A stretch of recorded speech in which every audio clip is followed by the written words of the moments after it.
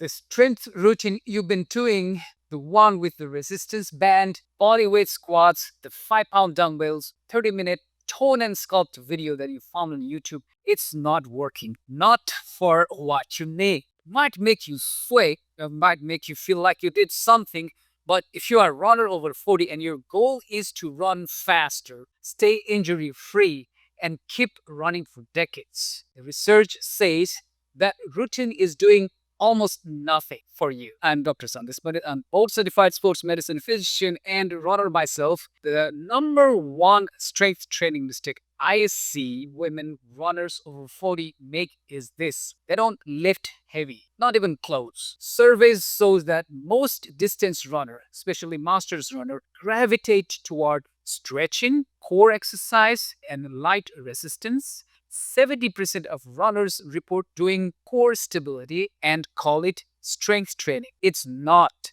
for what your body needs after 40. Multiple meta-analysis so that high load strength training at 80% or more of your 1 rep max produces moderate to large improvements in running performance. Below that threshold, the study found no significant improvement in running economy or rest times. Light weights don't make you faster, heavy weights do. And most women runners over 40 might never have touched heavy weights. That's the mistake. And today, we're going to fix it safely, gradually, and in a way that respects the body you have right now. Quick gift before we go deeper, my free AAA recipe card, anti-inflammatory, anabolic, and adaptogenic. The post-strength session recovery drink I use for myself. Link is in the description. Something most runners don't know. You had two kinds of muscles, endurance muscle and speed muscle. Endurance muscle is the slow stuff. It is what keeps you going on a long run. It does not produce a lot of force, but it can fire for hours. Think of it like your diesel engine, steady, reliable, never quits. Speed muscle, it's the fast stuff, and it is what fires when you sprint to a finish line or push a steep hill, power through the last mile when everything hurts, or catch yourself when you trip on a curb. It produces a lot of force very quickly. Think of it like your turbo, the burst, the kick.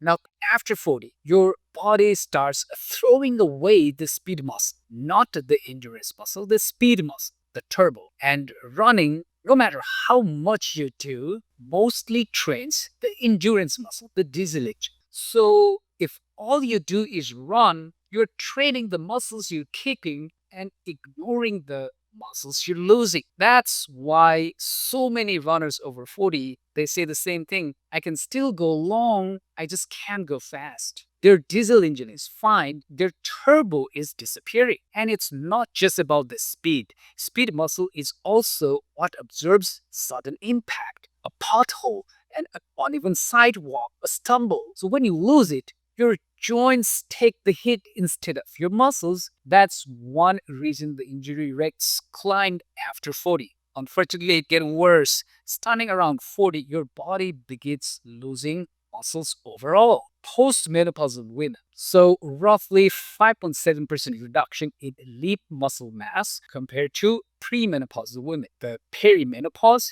that transition window, is the period most rapid loss happens. The prevalence of what we call sarcopenia, it's a significant muscle loss, jumps from about 3% in early perimenopause to 30% in late perimenopause. So from 3 to 30, that's not a gentle slope, that's a cliff. Growth hormone drops after menopause, costing you about 2% of your muscle mass every year.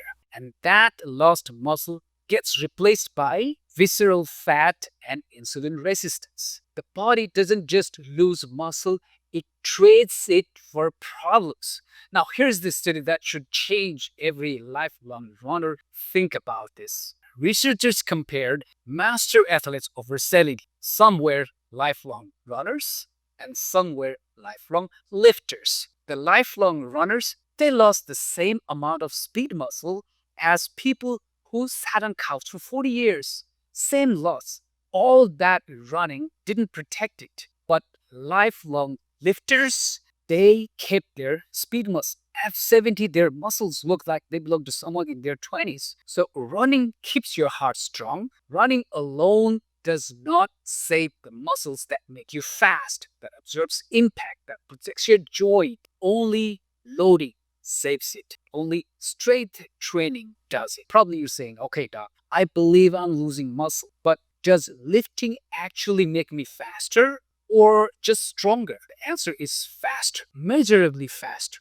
And here is how. Strength training improves something called running economy, the energy cost of running at a given pace.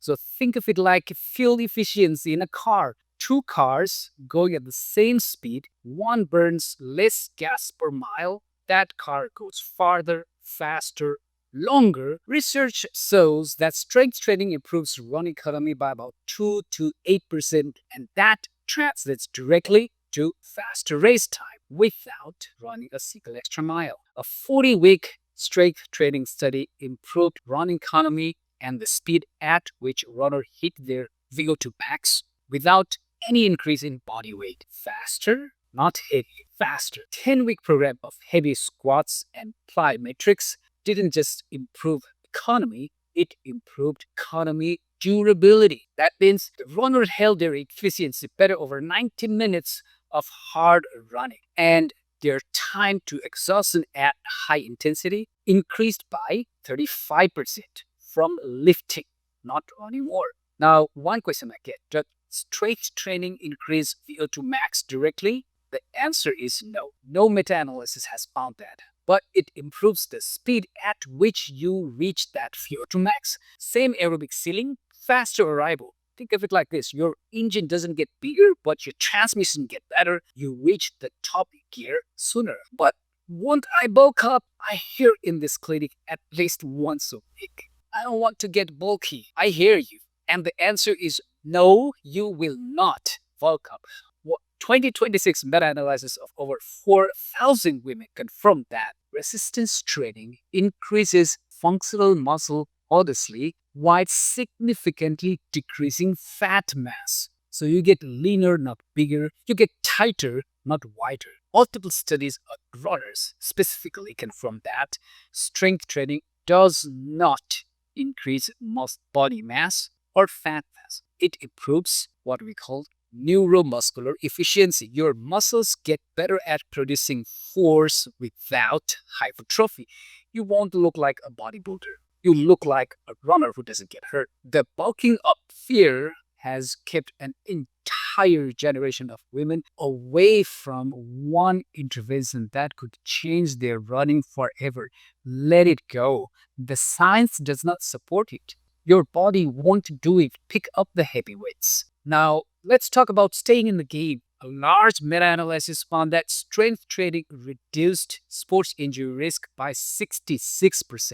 And the relationship was dose dependent, meaning a 10% increase in strength training volume reduced the injury risk by over 4 percentage points. For female athletes specifically, neuromuscular training program reduced ACL injuries by 61% and ankle sprain by 39%. And here is my favorite finding. Runners who could hold a single leg glute bridge for 30 seconds or more had 49% lower risk of running related overuse injuries. One exercise, 30 seconds, half the injury risk. And bone density, a major concern for every woman over 40, improves with resistance training in both the hip and the spine, especially when we combine with high impact activities. But here's the catch. Consistency is everything. Runners who did strength exercise twice a week consistently achieved 85% reduction in injury risk.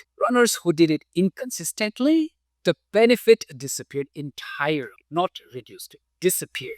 So sporadic strength training, like training here and there, is basically same as no strength training. The magic is in the consistency. Some of you might remember Megha from previous video. She's 46, lifelong runner, came to me stuck at 58-minute 10K after years of what we call gray zone training. When I told Megha she needed to lift heavy, she did what most motivated runners do. She went all in too fast. Within 2 weeks, she was doing heavy squats, barbell deadlifts, and box jumps at our local CrossFit. She'd gone from zero strength training to 80% of her max. Her muscles could handle that. Muscles are adaptable, they respond quickly, but her bones could not. She came back to me at week 3 with a shin tape. Not a full stress fracture, but a stress reaction. The early warning sign. Her bones hadn't had enough time to adapt to loads that they've never experienced before. And this is the part of the strength training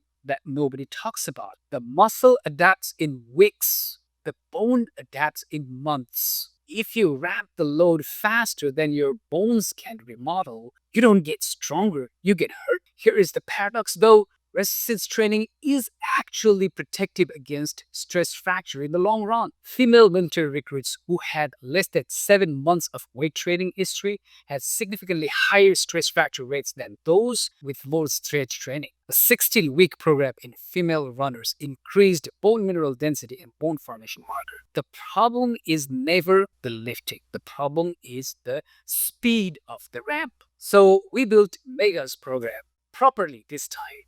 4 phases, 6 months too heavy, and it changed everything. Here is the framework I use for runners over 40 who is new to strength training or coming back after a break. 4 phases, no shortcuts. Phase 1 is the adaptation. It's week 1 through week 4. Intensity is about 40 to 50% of your estimated 1 rep max. Very light. Volume 1 to 2 sets of 12 to 15 reps per exercise. Frequency 2 sessions per week, at least 48 hours apart. Focus is learning the movements, getting the form right, letting your tendons, ligaments, and bone begin adapting. This phase feels actually too easy. But that's the point. You're not training your muscles here. You're training your connective tissues. Goblet squats, bodyweight lunges, light deadlifts, step ups. Nothing heroic.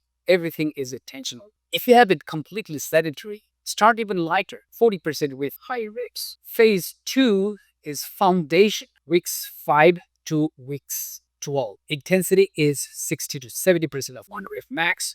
Volume is 2 to 3 sets of 8 to 12 reps. Frequency 2 to 3 sessions per week. Now you're building real strength. Introduce compound barbell movement. If your form is solid, back squat, Romanian deadlifts, add single leg work, split squats, single leg Romanian deadlifts. Because if you think about it, running is a single leg sport, and your gym work should reflect that. Phase 3 is strength development, weeks 13 through 24. Intensity is 70 to 80% of 1 rep max. Volume 3 sets of 6 to 10 reps. Frequency is 2 to 3 sessions per week. This is where it starts getting real. Your bones have had 3 months to adapt. Your tendons are ready. Your nervous system knows the movement. Now you can push. This is also where you introduce low-level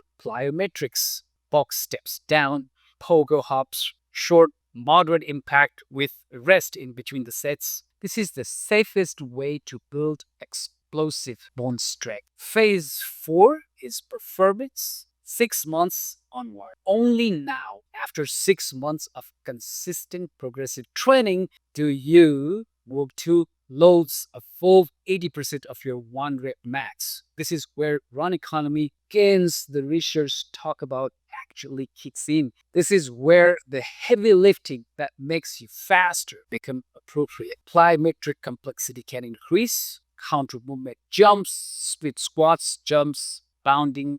Rest interval between the sets, 2 to 3 minutes. You're not doing cardio in the gym, you're building force. 6 months feels slow. It is slow. It is also how you avoid becoming Megha at week 3 with the stress reaction. Earn the right to lift heavy. Now, how do you know when to add weight? Here's a simple rule. I call it 2 for 2 rule. When you can do 2 extra reps beyond your target in 2 sessions in a row, you can add 2 to 10% more weight. So if your goal is 8 reps of squat at given weight and you hit 10 reps, 2 sessions in a row, your body is telling you that it's ready for more. Then increase the load, pick the process. No guessing, no ego. Just your body telling you when it's time. Listen to it. Now, let me give you a quick reference version that you can screenshot. 5 do's and 5 don'ts. So 5 things to do. Number 1, lift heavy.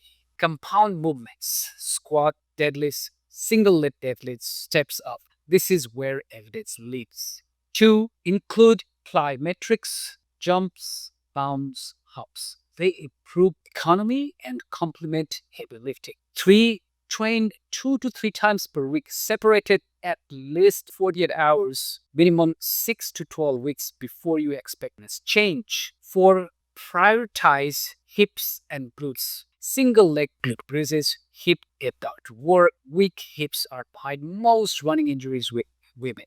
IT pants syndrome, runner's knee, overuse injury. 5, be consistent. Twice a week, every week. The 85% injury reduction only happens with consistent adherence. Miss weeks and the protection goes away. Now, 5 things to not do. 1, don't substitute bands and bodyweight circuits for real resistance training. Below 80% of your max, the research shows no significant improvement in run economy.